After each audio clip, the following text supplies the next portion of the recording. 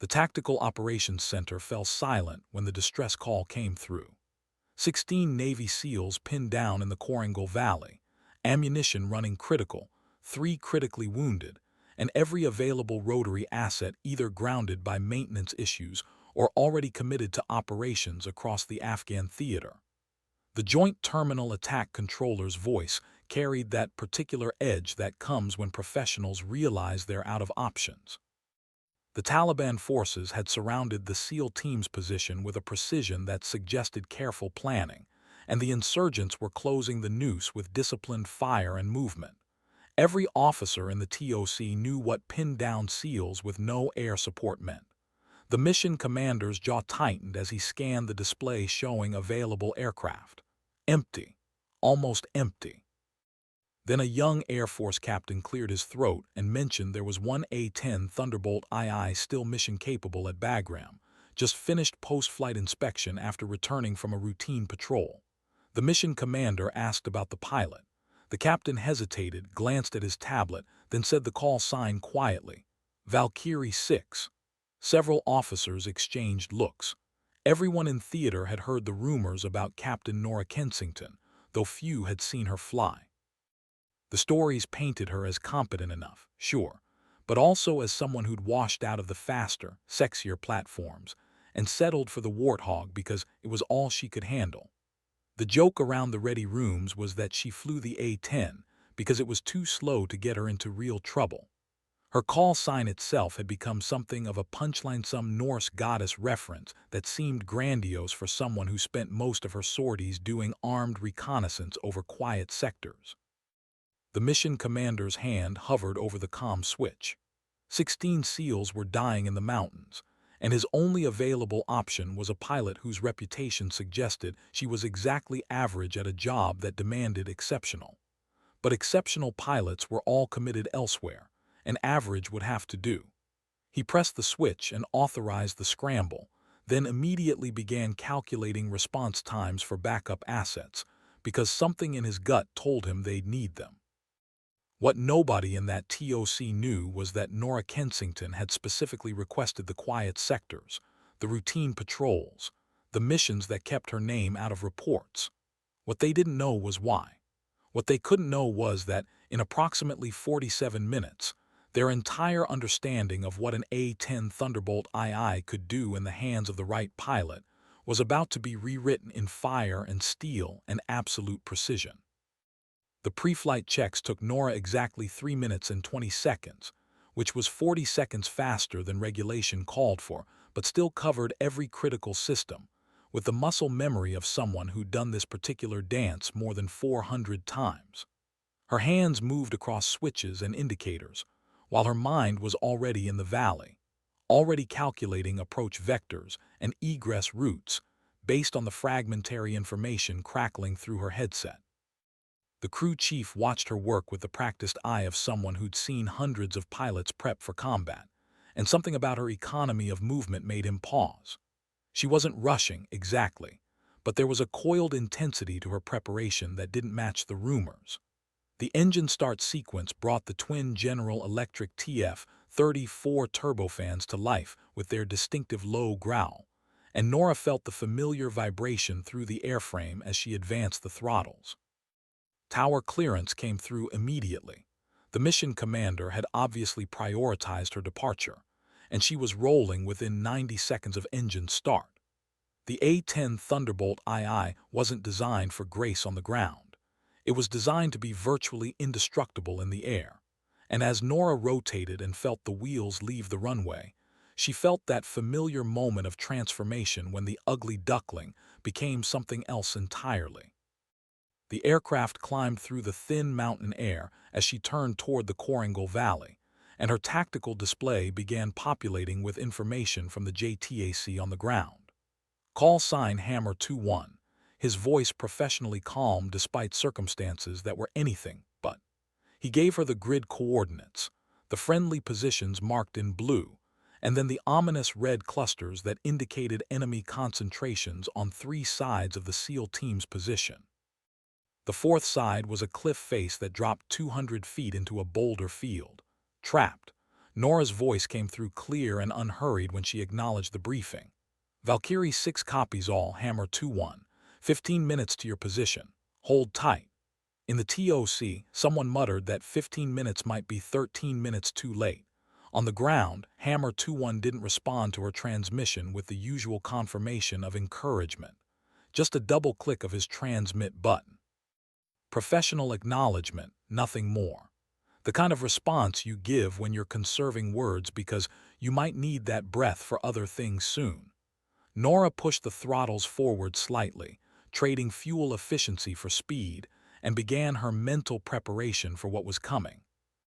The Koringal Valley opened below her like a scar in the mountains, all sharp ridges and deep shadows even in the midday sun, and Nora's practiced eye immediately began cataloging the tactical geometry of the terrain. The SEAL team's position sat in a shallow depression, roughly 400 meters from the nearest enemy concentration, which would have been decent standoff distance, except the Taliban fighters had brought heavy machine guns and were using them to suppress any movement.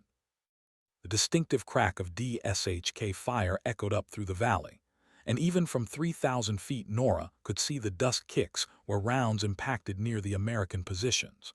Her weapons systems operator displays showed her payload. Full complement of 1,174 rounds of 30 ammunition in the GAU-8 Avenger rotary cannon, 4 AGM-65 Maverick missiles, and 8 Mark 82 500-pound bombs distributed across her wing pylons. Enough ordnance to level a city block, and she was going to need every bit of it. Hammer 2-1, Valkyrie 6 has visual on your position. Request immediate talk-on for danger close engagement. The JTAC's response came back with the first edge of real urgency she'd heard. Valkyrie 6, friendlies are 75 meters from nearest enemy position. They're in the rocks at the base of the northern ridge. We are critically low on ammunition and have 3 urgent surgical. Break. Enemy forces are preparing to overrun our position within the next 10 minutes. Cleared hot. Repeat, cleared hot for danger close. 75 meters. In the A-10 community, they called anything under 100 meters personal space work. It required the kind of precision that turned aircraft into surgical instruments, and it required the kind of nerve that came from absolute confidence in your abilities. Nora rolled into her first attack run with a shallow dive angle that would bring her directly over the enemy position, and the world compressed into that familiar tunnel of focus where everything outside the target area ceased to exist. The A-10 wasn't fast. At her current attack speed, she was doing maybe 350 knots, but speed wasn't the point. Stability was the point. Accuracy was the point.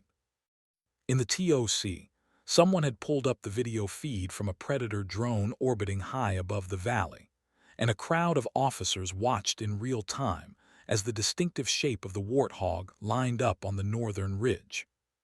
What happened next would be described differently by everyone who witnessed it, but they all agreed on the essential facts. The GAU-8 Avenger cannon began its characteristic roar sound like God tearing canvas, and a stream of 30 depleted uranium rounds chewed into the Taliban position with surgical precision.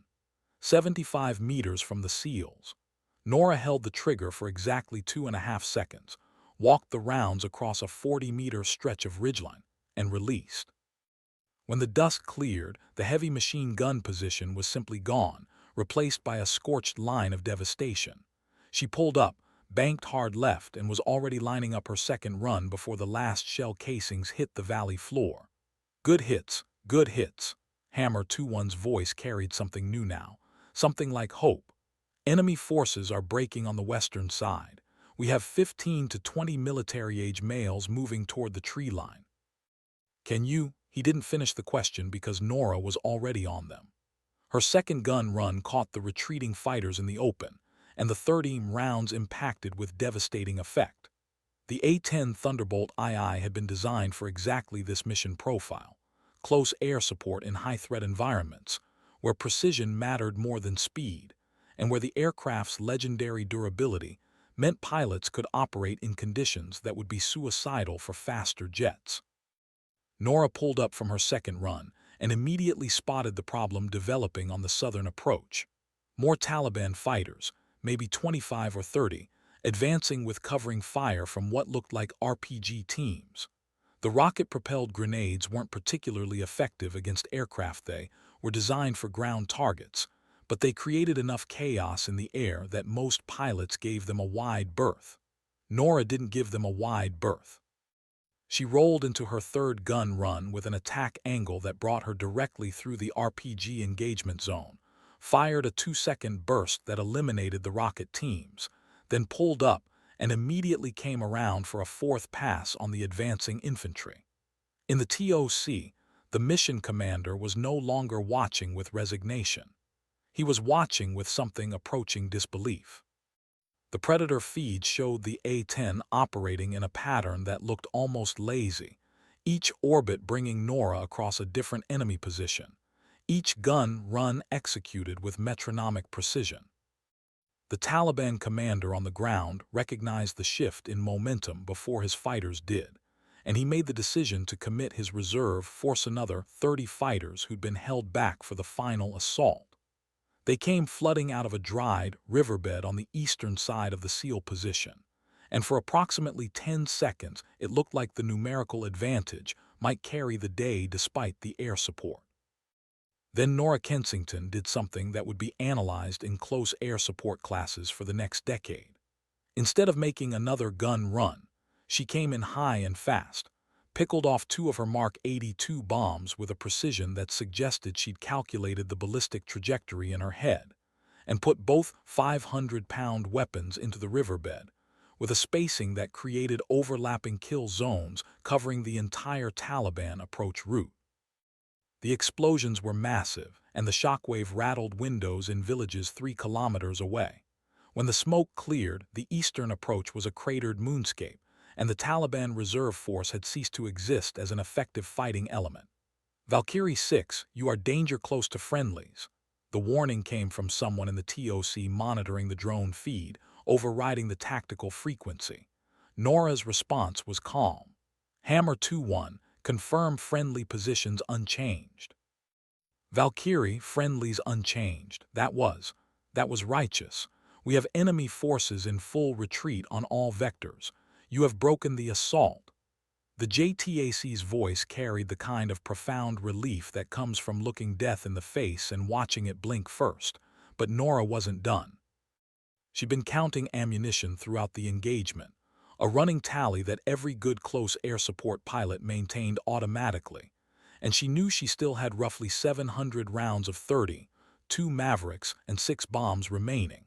More importantly, she'd been watching the tactical picture develop, and she recognized the pattern of the retreat. The Taliban forces weren't just running randomly. They were withdrawing toward rally points that suggested pre-planned fallback positions, which meant they might try again, and the SEALs were still stuck in that depression with 3 critical casualties and no immediate extraction available. Nora made a command decision. Hammer 2-1, Valkyrie 6 is going to prosecute retreating forces and sanitize your perimeter. Recommend you prepare casualties for immediate evacuation once the landing zone is secure. The next 20 minutes consisted of what Air Force instructors would later describe as a masterclass in applied violence. Nora systematically worked outward from the SEAL position in expanding circles, hunting down every Taliban fighter or fighting position within a 2-kilometer radius. She used her Mavericks on 2 fortified positions that satellite intelligence had missed in the initial briefing. She used her remaining bombs on a cave complex that thermal imaging suggested was being used as a weapons cache. And she used her cannon with the kind of precision that comes from intimate knowledge of the weapons system and absolute confidence in her aircraft. The A-10 orbited the valley like a predator that had found its hunting ground, and every orbit brought another target serviced, another threat eliminated. In the TOC, the crowd of officers watching the Predator feed had grown. Someone had called the wing commander. Someone else had pulled up Nora's service record on a side screen, scrolling through entries that suddenly made more sense in context. She'd flown close air support missions in Iraq during the surge years. She'd been awarded a Distinguished Flying Cross after a mission near Fallujah that resulted in the successful extraction of a Marine recon team that had been pinned down for 14 hours. She'd requested transfer to Afghanistan specifically for close air support work. And she'd specifically requested assignment to the routine patrol sectors. The wing commander studied her record with narrowed eyes, then asked the question nobody else had thought to ask. Why would a pilot with this experience request the quiet sectors? The young captain who'd first mentioned her call sign cleared his throat. Sir, according to her squadron commander's notes, she requested it after.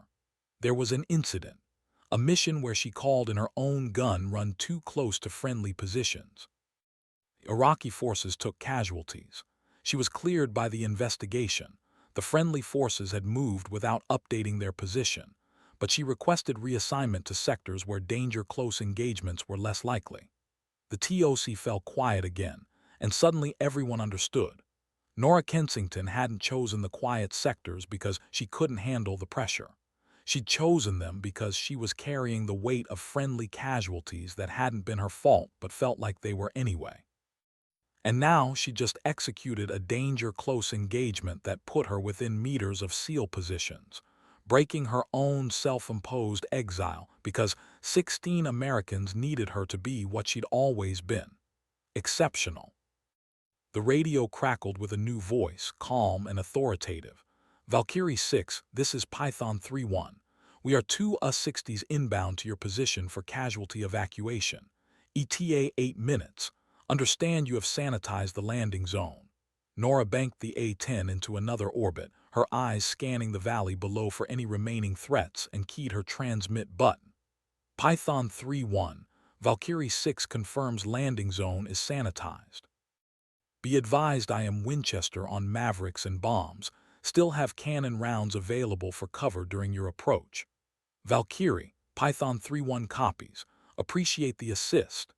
8 minutes stretched out as Nora maintained her orbit, and the adrenaline that had been held at bay by operational necessity began its inevitable arrival. Her hands were steady on the stick, but she could feel the tremor waiting in her muscles, the body's delayed reaction to sustained high-stress performance.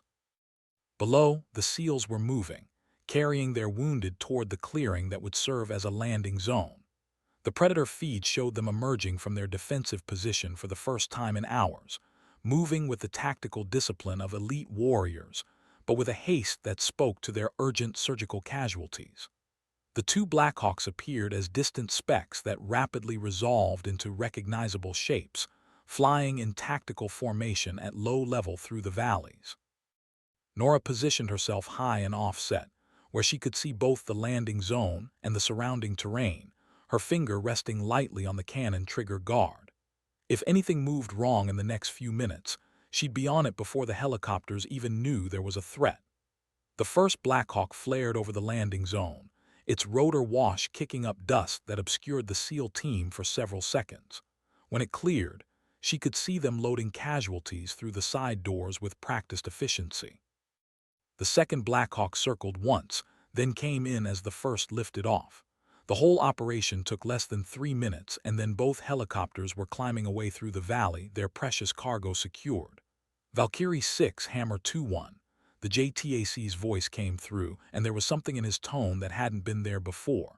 We are away with all personnel. I don't know who you are, but you just saved 16 lives today. Thank you doesn't quite cover it, but thank you.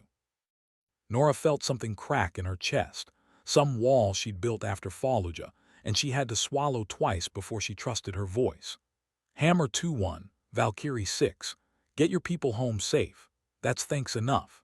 She turned the A-10 toward Bagram, her fuel state comfortable but not generous after 45 minutes of sustained combat operations, and for the first time in 18 months she allowed herself to believe that maybe she was still good at this. Maybe the Fallujah incident had been what the investigation said it was, a tragic convergence of bad luck and bad timing that could have happened to any pilot. Maybe she didn't need to hide in the quiet sectors anymore. The landing at Bagram was smooth, and when she taxied into her revetment, she saw an unusual crowd waiting. The crew chief who'd watched her pre-flight was there, so was her squadron commander. And standing slightly apart from the group, with his arms crossed and an expression that suggested he'd been watching the whole thing unfold, was the wing commander. Nora completed her post-flight checks with the same meticulous attention she'd given the pre-flight, then popped the canopy and climbed down. Her legs were steadier than she'd expected, though she could feel the full weight of the adrenaline crash waiting in the wings. The squadron commander approached first, and his expression was complicated pride mixed with something that might have been guilt. "Captain Kensington, I just got off the phone with JSOC. The SEAL team commander wants to meet you. All 16 of them want to meet you. They're calling it the most effective close air support mission they've ever received." Nora didn't know what to say to that, so she just nodded. The wing commander stepped forward and she came to attention automatically, but he waved it off. "At ease, Captain. I've been reviewing your service record. I've also been watching the Predator feed from your mission. I have questions about why a pilot with your capabilities has been flying routine patrols for the last year and a half, but those questions can wait. Right now, I need you to know that what you did today, that's the standard. That's what every close air support pilot should aspire to. And I'm sorry if somewhere along the way we made you feel like you needed to prove yourself." The words hit harder than Nora expected, and she felt her carefully maintained professional composure waver for just a moment before she locked it down. "Sir, I just did my job." "No, Captain." The wing commander's voice was firm. "You did everyone's job, and you did it better than most people could on their best day. The GAU-8 engagement at 75 meters from friendlies, the bomb placement on the riverbed, that's not just training, that's art. That's a pilot who knows their aircraft so intimately that the weapon systems become extensions of their own judgment." He paused, then added more quietly, "And that's a pilot who's been wasting their talents because they're afraid of making a mistake that wasn't actually their fault to begin with." Nora met his eyes and saw understanding there, the kind that comes from command experience and personal knowledge of what it means to carry responsibility for lives lost. "Permission to speak freely, sir." "Granted." "I'm not afraid of making mistakes, sir. I'm afraid of making them again. There's a difference." "There is," the wing commander agreed. "But you just proved you can operate in the most demanding close air support environment possible without making mistakes. So maybe it's time to trust yourself the way your squadron trusts you, the way those SEALs trust you." The crowd had grown larger. Word had spread through the base with the usual speed of military gossip, and Nora could see pilots and maintainers watching from a respectful distance. She'd spent 18 months trying to be invisible, trying to be average, trying to avoid the attention that came with being exceptional. And in the space of 45 minutes, she'd made invisibility impossible. The squadron commander cleared his throat. "There's something else. The mission commander wants to put you in for a silver star." The JTAC's gun camera footage shows the entire engagement, and the Predator feed corroborates. It's going to be hard to avoid attention after this. Nora felt a complex mix of emotions, pride, yes, but also a resurgence of the anxiety that had driven her to the quiet sectors in the first place. More attention meant more scrutiny, meant more opportunities for mistakes that could cost lives. But it also meant the opportunity to do what she'd trained her entire career to do: save lives when it mattered most. The next 3 days brought a kind of attention that Nora hadn't experienced since flight school graduation. The SEAL team, once they'd gotten their wounded stable and been debriefed, requested a formal meeting. 16 hard-eyed professionals, some of them carrying visible injuries from their ordeal, stood in a briefing room at Bagram and listened as their team leader, a senior chief with 22 years in special operations, described what it had felt like to be on the receiving end of her close air support.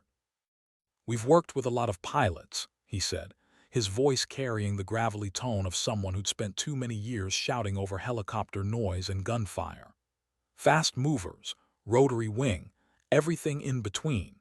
But I've never seen anyone fly an A-10 the way Captain Kensington flew it. She put rounds within spitting distance of our position, and every single impact was exactly where it needed to be.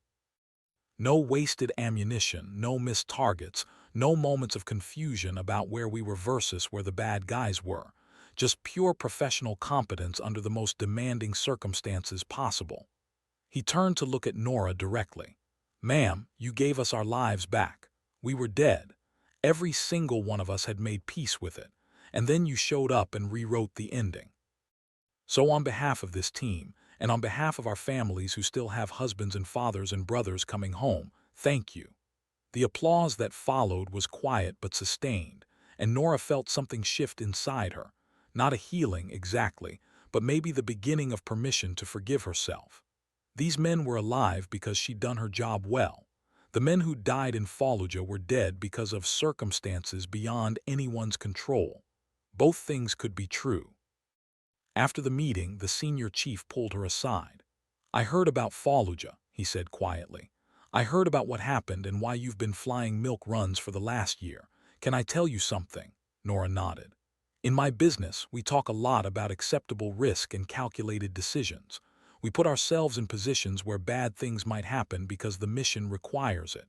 Those Iraqi soldiers who moved without updating their position, they accepted risk the moment they joined the fight.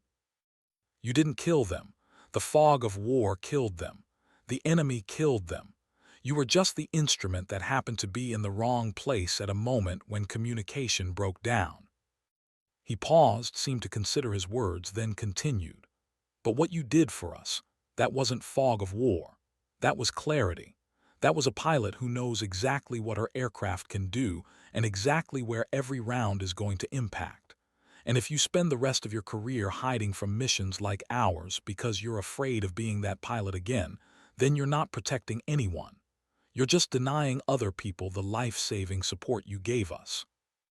Nora felt tears threatening for the first time since the mission, and she blinked them back with effort. "It's harder than it sounds, Senior Chief. Every time I line up a gun run near friendly positions, I see those Iraqi soldiers. I see what 30 rounds do to human bodies. I see good," he interrupted. "Keep seeing it. That hesitation, that weight you carry, that's what makes you careful. That's what makes you precise. The pilots who scare me are the ones who don't feel the weight. But you can't let the weight paralyze you. You have to carry it and fly anyway."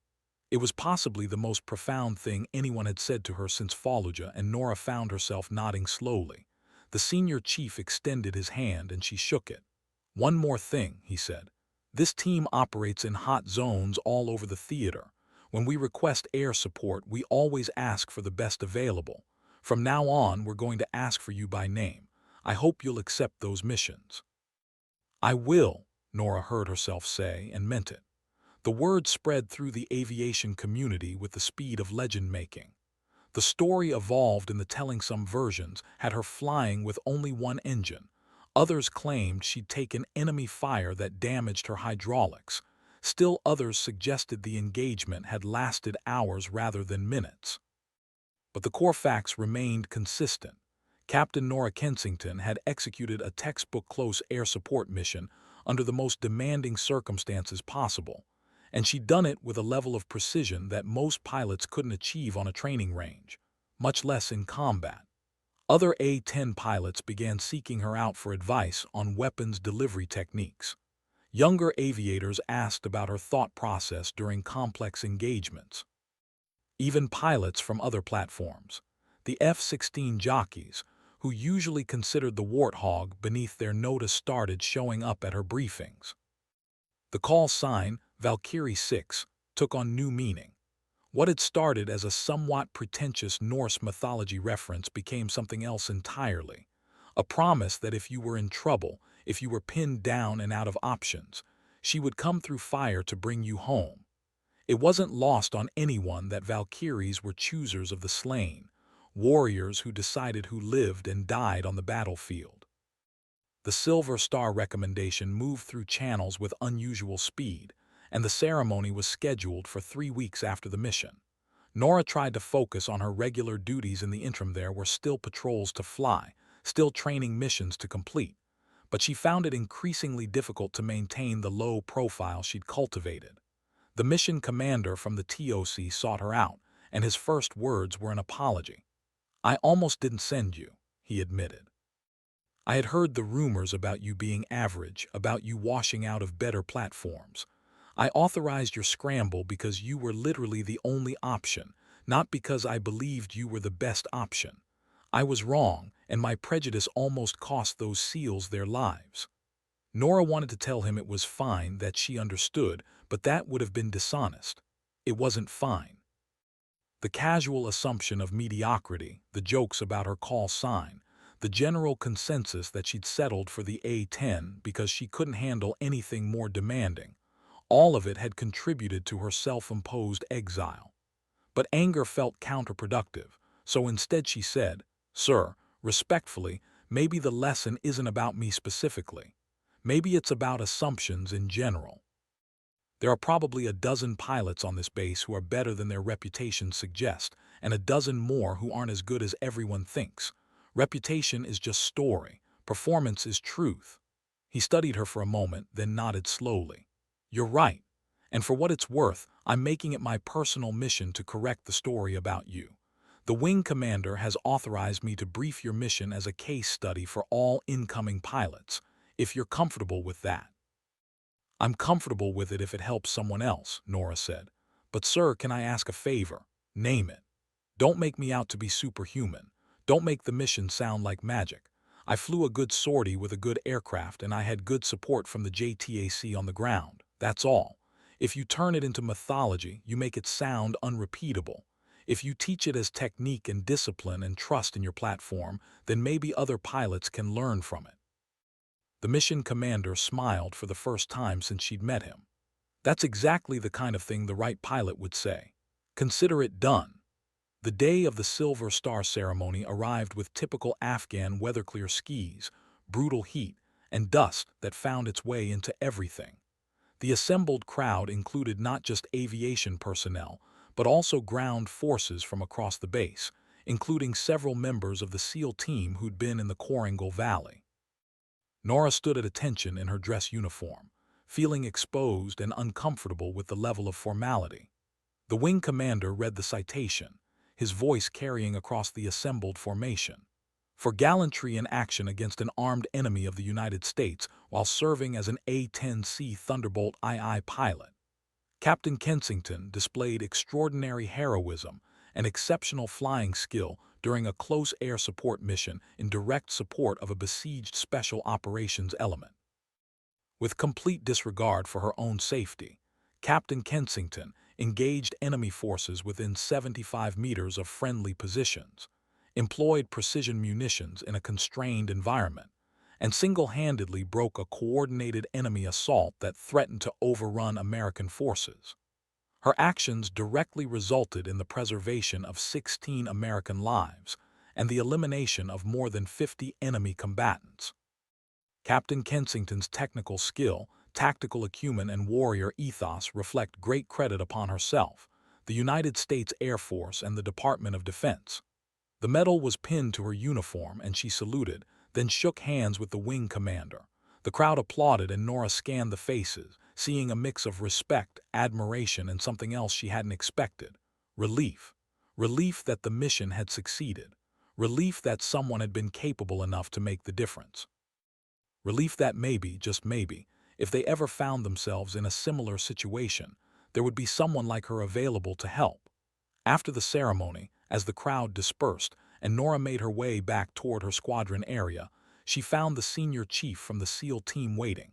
He wasn't in dress uniform. SEALs rarely bothered with such formalities, but he stood with the bearing of someone who'd spent decades in service to his country. "Congratulations on the medal, Captain," he said. "But I wanted to tell you something else. My team deploys again in 2 weeks. Different valley, same war. And I sleep better at night knowing you're still here, still flying, still doing what you do. That's worth more than any medal." Nora had learned over the past 3 weeks that the appropriate response to such statements was simple gratitude, so she simply said, "Thank you, Senior Chief. Stay safe out there." "We'll do our best," he replied. "But if we can't, we know who to call." He walked away and Nora stood for a moment in the Afghan sun, feeling the weight of the Silver Star on her chest and the weight of expectation on her shoulders. It was heavy, but it was manageable. It was the weight she'd trained to carry. Over the next 6 months, Nora flew 43 combat missions. Some were routine patrols where nothing happened. Some were deliberate strikes against planned targets. And 7 of them were close air support missions where American or Allied forces were in contact with the enemy and needed immediate assistance. Each of those 7 missions went into the records with notations like effective and responsive and life-saving. But what didn't go into the records was the way Nora approached each one, with the memory of Fallujah present but no longer paralyzing, with the confidence earned in the Korangal Valley, and with the understanding that perfection wasn't the goal. Good enough to save lives was the goal. She made mistakes. On a mission near Kandahar, she misidentified a target and had to break off her attack run at the last second. On a mission in Helmand Province, she ran Winchester on ammunition faster than expected and had to call for backup earlier than optimal. These mistakes bothered her. They always would, but they no longer defined her. The mission that became her final one in Afghanistan was, in many ways, unremarkable. A Marine patrol had encountered IED emplacements and was taking sporadic fire from a distant ridgeline. Nora arrived on station, communicated with the ground forces, identified the enemy position, and prosecuted the target with 2 Maverick missiles and a brief gun run. Total time on target, 8 minutes. Total enemy casualties, estimated 6 to 8. Total friendly casualties, 0. The Marines thanked her over the radio with the casual appreciation of people who'd gotten exactly the support they'd expected. And Nora turned for home feeling the particular satisfaction that comes from a job done well without drama or heroics. Just professional competence in service of people who needed it. When her deployment ended and she rotated back to the States, Nora found herself assigned to an A-10 training squadron at Davis-Monthan Air Force Base in Arizona. The assignment came with a promotion to major and a position as the Close Air Support Tactics instructor. Her job was to take new A-10 pilots fresh from qualification and turn them into the kind of combat-ready aviators who could operate effectively in the most demanding environments. She approached the job the same way she'd approached everything else in her career, with meticulous attention to detail, honest assessment of both capabilities and limitations, and an unwavering commitment to the truth that lives depended on competence. Her first class of students arrived with the usual mix of confidence and anxiety, and Nora began their instruction with a simple question. Who here has heard of the Korangal Valley mission? Every hand went up. Stories had a way of spreading in the aviation community, and the Korangal Valley mission had become something of a legend. Nora nodded and then said something that would become her standard opening for every class she taught. Good. Now forget everything you've heard. That mission succeeded because of preparation, because of understanding my aircraft's capabilities, because of trust in my training, and because of excellent communication with ground forces. It succeeded because I did exactly what all of you are going to learn to do. There was no magic involved, no superhuman ability, just a pilot, an aircraft, and a mission that needed doing. If you leave this course believing that close air support is about being exceptional, you've missed the point. It's about being competent when competence matters most. Exceptional is just competence under pressure. She paused, scanning the faces of the young pilots in front of her, and saw the mixture of disappointment and relief that truth always brings. They'd wanted a war story. She was offering them something more valuable, a map for how to become the pilot she'd been that day. Now, she continued, let me tell you about a mission that didn't go well. Let me tell you about Fallujah, and what I learned about communication, and why assuming you know where friendly forces are located is the fastest way to kill people you're trying to protect. The honesty of that teaching method showing both successes and failures, both moments of precision and moments of doubt became Nora's trademark as an instructor. She didn't hide behind the mythology that had grown around her call sign. She used it as a teaching tool, a way to illustrate that even pilots with silver stars and legendary missions had to work constantly at their craft. The students responded. Course after course, the pilots who graduated from her instruction showed higher proficiency scores in close air support tactics than the historical average. More importantly, they showed the kind of thoughtful caution combined with operational boldness that characterized effective combat aviation. They weren't reckless, and they weren't timid. They were competent. One of her students, a young captain named Marcus Torres, approached her after a particularly challenging training sortie where he'd made several mistakes in target identification. "Ma'am, how do you get past the fear of screwing up?" he asked. "How do you line up a gun, run near friendlies, and trust that you're not about to make a catastrophic mistake?" Nora considered the question carefully before answering. "You don't get past the fear. You carry it with you. The fear is what makes you check and recheck your targeting. The fear is what makes you confirm friendly positions multiple times. The fear is what makes you break off an attack if something doesn't feel right. But you can't let the fear stop you from taking action when action is required. The balance between those two things, between caution and decisiveness, that's what we're teaching you here." Torres nodded slowly. "Is that how it was in Koringal?" "That's how it is in every mission," Nora replied. The only difference in Koringal was the stakes were more obvious. But the stakes are always high when you're carrying ordnance near friendly forces. You just don't always see the people you're protecting. The conversation stayed with her, and that night she found herself reviewing old mission reports, not for any official purpose, but simply to trace the arc of her own development as a pilot. The young officer who'd graduated from flight school had been confident but untested. The captain who'd flown close air support in Iraq had been skilled but sometimes overconfident. The captain who'd survived Fallujah had been broken but unwilling to quit. And the major who now taught others had been forged from all of those experiences into something she was finally comfortable claiming: competent. 3 years into her assignment as an instructor, Nora received orders to report to the Pentagon for a special briefing. The details were vague, something about tactical development and future aircraft requirements, but the tone suggested it was important. She made the trip with mild curiosity and moderate annoyance at leaving her students mid-training cycle. The briefing room in the Pentagon was full of senior officers, defense contractors, and congressional staffers, and Nora felt immediately out of place. She was a major in a room full of colonels and generals. She was an operator in a room full of planners. The briefing itself focused on the future of close air support, and specifically on the question of whether the A-10 Thunderbolt II platform should be retired in favor of more modern multi-role aircraft. Various contractors made presentations about the capabilities of their systems. Various generals discussed strategic considerations about airframe age and maintenance costs. And then someone asked the question that Nora realized was the real reason she'd been invited. "Major Kensington, based on your experience both as a combat pilot and as an instructor, do you believe the A-10 platform remains relevant to modern warfare?" The room fell silent, and Nora understood that her answer mattered more than any contractor's sales pitch or general's strategic assessment. She was the voice of actual experience, of missions flown and lives saved.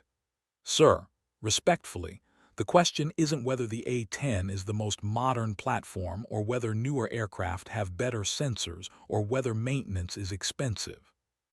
The question is whether there's another platform that can do the specific mission of close air support in contested environments as effectively.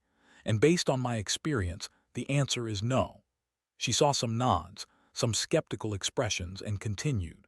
"The A-10 was designed for exactly one purpose: to fly low and slow over a battlefield, take massive amounts of damage, and deliver precise ordnance in support of ground forces. Every system on the aircraft serves that purpose. The redundant flight controls, the titanium bathtub protecting the pilot, the gun placement along the aircraft's centerline for accuracy, these aren't accidents of design. They're intentional choices that make the aircraft exceptional at its specific role." A contractor raised his hand. "But Major, surely a modern F-35 with advanced targeting systems could provide the same support from higher altitude with less risk to the aircraft." Nora smiled, and it wasn't a kind smile. "Sir, have you ever been on the ground receiving close air support?" "Well, no, but—" "I have," Nora interrupted. "Before I was a pilot, I was a joint terminal attack controller. I've been the person on the ground calling for fire.